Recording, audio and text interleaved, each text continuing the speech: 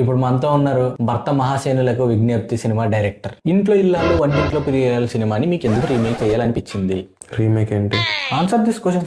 Remake ఎందుకు చేయాలనిపించింది? అది remake కాదమ్మా, మరి జస్ట్ ఒక కాన్సెప్ట్ పెట్టాం అంతే. అలా చూసాం, మేము ట్రైలర్ చూసాం, పాటలు చూసాం, గ్లిమ్స్ చూసాం, అన్ని రవితేజ్ అన్న డింపుల్ అయితే లేదు లేదు లేదు లేదు, ఒక ఇన్స్పిరేషన్ తీసుకున్నాం అంతే, రీమేక్ కాదు అది. అంటే మీరు ఈ సినిమా ద్వారా ఇంట్లో ఇల్లాలు ఉన్నా సరే ఆఫీస్ లో ప్రియురాలు ఉండాలన్నమాట.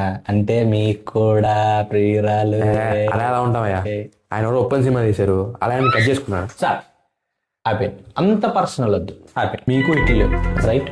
హీరో గారికి హిట్లు లేవు, but good cinemas, but hits కాదు. ఏం చేద్దాం అనుకుంటున్నారు ఈ సినిమా ద్వారా? ఇద్దరం కలిసి కంబ్యాక్ ఇద్దాం అనుకుంటున్నాం.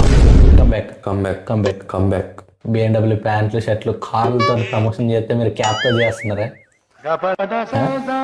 కొత్త స్టైల్ ప్రమోషన్. ఎంత సార్ 200 రోడ్డు మీద? 3000. మా ఇంటి పక్కన 150.